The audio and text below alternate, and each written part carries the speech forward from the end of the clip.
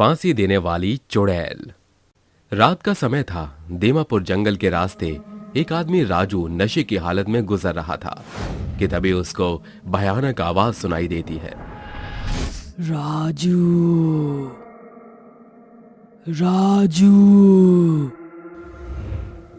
कौन है? कौन है रे? हमको ऐसे परेशान कर रहा है? हाँ? मौका खा जाएगा। तू मुझे खाएगा? पहले तू अपनी जान तो बचा ले।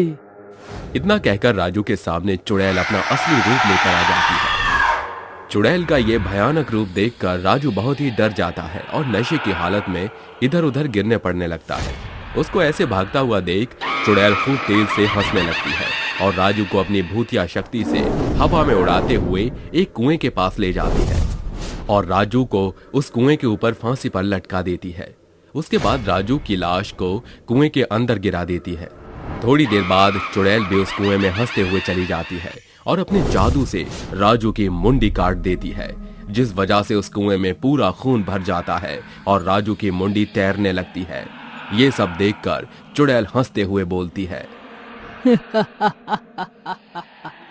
मैं किसी को नहीं छोड़ूंगी। मैं अपनी मौत का बदला लेकर रहूंगी। इतना कहकर चुड़ैल वहां से गायब हो जाती है। धीरे धीरे गांव में यह घटना बढ़ती ही जा रही थी और आए दिन लोगों की आधी कटी हुई मुंडी वाला शरीर कुएं के बाहर मिलने लगा। ये सब देखकर सभी गांव वालों के मन में चुड़ैल का खौफ पैदा हो गया और इसलिए शाम होते ही सभी गांव वालों ने वहां से जाना आना बंद कर दिया। धीरे धीरे समय बीतता गया और उस गांव में लाशों के ढेर मिलते गए। जो भी उस रास्ते से जाता वो चुड़ैल उसको भयानक मौत दे देती। कुछ सालों बाद उसी गांव में एक छोटा सा परिवार रहने के लिए आता है, जिसमें सीमा नाम की छोटी बच्ची अपनी माँ आनंदी के साथ और अपने पिता जग्गू के साथ एक बड़े से घर में रहने के लिए आती है। घर के पास वही भूतिया कुआं था जिसमें चुड़ैल लोगों को फांसी दिया करती और मारा करती थी। मम्मी मम्मी, हमारा घर कितना सुंदर है ना? मेरी बच्ची को ये घर पसंद आया ना? हाँ हाँ, ये घर तो बहुत ही सुंदर है। और देखो, सामने एक कुआं भी है और हमारे घर के आगे तो गार्डन भी है। अच्छा ठीक है, घूमना बाद में, अभी रात ज्यादा हो गई है तो चलो चलकर सो जाते हैं। थोड़ी देर बाद जग्गू और आनंदी अपनी बेटी को लेकर सो जाते हैं कि तभी सीमा के कान में एक धीमी सी आवाज आती है। सीमा, चलो चलकर खेलते हैं। तुम तो यहाँ पर नहीं आई हो ना? तुम्हें दोस्त की भी जरूरत है। चलो मेरे साथ। आवाज सुनकर सीमा की आंख खुल जाती है और वो आवाज का पीछा करते करते अपने घर के बाहर गार्डन में पहुंच जाती है। थोड़ी देर बाद सीमा के सामने एक हंसती हुई छोटी सी गुड़िया आती है। सीमा उसको जैसे ही लेने जाती है वैसे ही सीमा के सामने चुड़ैल उस गुड़िया में से बाहर आ जाती है और सीमा के अंदर प्रवेश कर लेती है। सीमा दर्द में चिल्लाने लगती है और चिल्लाकर बेहोश हो जाती है।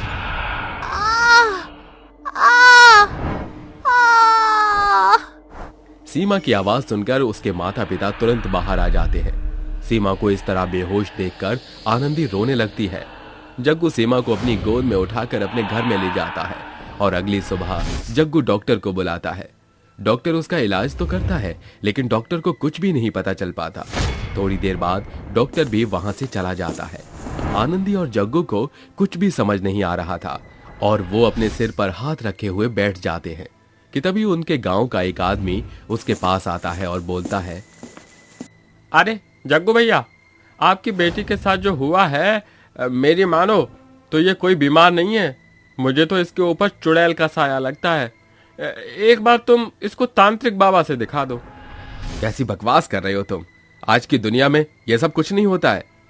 जग्गू जी, जैसी हमारी बेटी की हालत है, हमें लगता है कि एक बार हमें अपनी बेटी को तांत्रिक बाबा से दिखवा लेना चाहिए। आनंदी की बात सुनकर जग्गू अपनी बेटी को तांत्रिक के पास ले जाता है।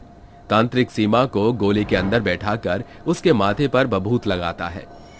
बभूत लगने के साथ ही सीमा की आंखें लाल हो जाती हैं और खूब तेज चिल्लाने लगती है। वो इतनी तेज चिल्लाती है कि वहां पर आंधी तूफान सब आने लगता है। ये देखकर तांत्रिक उससे पूछता है, कौन है तू? और इस बच्ची के शरीर में क्या कर रही है? क्यों इसको अपना शिकार बना रही है? चुड़ैल तांत्रिक की बातों का जवाब नहीं देती और सिर्फ गुर्राती रहती है। और एक बार फिर तांत्रिक उसके ऊपर भभूत फेंक देता है, जिस वजह से चुड़ैल को गुस्सा आ जाता है और वो हवा में उड़ जाती है। ये देखकर जग्गू और आनंदी डर जाते हैं। आनंदी उससे रोते हुए पूछती है, आखिर तुम हो कौन? मेरी बच्ची को छोड़ दो, मैं हाथ जोड़ रही हूँ। मैं किसी को भी नहीं छोड़ूंगी। ये मेरी बेटी है, मैं इसको अपने साथ लेकर जाऊंगी। ये तेरी बेटी कैसे हो सकती है? ये तू इससे ही पूछ तांत्रिक। रीता, तुम ज्यादा दिन जिंदा नहीं रह सकती थी, इसलिए ये बच्ची तो तुमने ही मेरे हाथ में थमाया था। ये तुम क्या कह रही हो? हाँ जग्गू जी, रीता मेरी बेस्ट फ्रेंड थी। हमें बेबी नहीं हो रहा था तो। आनंदी, तुझे बेबी नहीं हो रहा है और मैं ज्यादा दिन नहीं जी पाऊंगी। मैं कुछ ही दिन की मेहमान हूँ। जैसे ही मेरा बच्चा होगा वैसे ही मेरी मौत हो जाएगी। तू मेरे बच्चे को संभाल लेगी ना? हाँ, लेकिन मुझे ये बात जग्गू जी से छुपानी पड़ेगी कि मैं मां नहीं बन सकती हूँ। वो दिल की बहुत कमजोर हैं। अगर उन्हें ये बात पता चल गई कि मैं मां नहीं बन सकती तो वो ये सदमा बर्दाश्त नहीं कर पाएंगे। इसलिए मुझे मां बनने का झूठा नाटक करना पड़ेगा। ठीक है आनंदी। एक तरफ आनंदी झूठी प्रेगनेंसी का नाटक करने लगी तो वहीं दूसरी तरफ रीता का ध्यान भी रखने लगी। जैसे ही रीता ने एक बच्चे को जन्म दिया वैसे ही वो मर गई। यहाँ पर आनंदी उसकी बेटी को लेकर अपनी बच्ची बनाकर खुशी से रहने लगी। रीता, तुमने ही तो अपनी बच्ची को अपनी मर्जी से हमें दिया था, उसके बाद तुम ऐसा क्यों कर रही हो? हाँ, मैंने अपनी बच्ची को तुम्हारी बीवी के हाथ में थमा दिया था, लेकिन मैं मरी नहीं थी। इसने ममता की लालसा में आकर मुझे मृत घोषित कर दिया और मुझे जिंदा उस कुएं में फेंक दिया, जिस वजह से मेरा शरीर उस कुएं में आज तक है और मेरी आत्मा भटक रही है। मुझे माफ कर दो रीता, मैं ममता की लालसा में ये भूल गई थी कि तुम ही तो सीमा की असली माँ हो। मुझे माफ कर दो। अपनी बेस्ट फ्रेंड आनंदी को रोता हुआ देख और उसकी ममता को देख चुड़ैल की आंखों में आंसू आ जाते हैं और वो अपनी बेटी के शरीर से निकल जाती है और उसको गले लगाकर बोलती है, मैं मेरी बच्ची के शरीर को छोड़कर जा रही हूँ, लेकिन अगर इसको कोई भी तकलीफ हुई तो मैं फिर वापस आऊंगी और यहाँ पर किसी को भी नहीं छोड़ूंगी।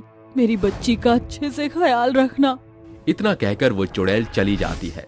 चुड़ैल की ममता देखकर आनंदी और जग्गू अपनी बेटी को पकड़कर रोने लगते हैं और वो भी अपने घर में चले जाते हैं।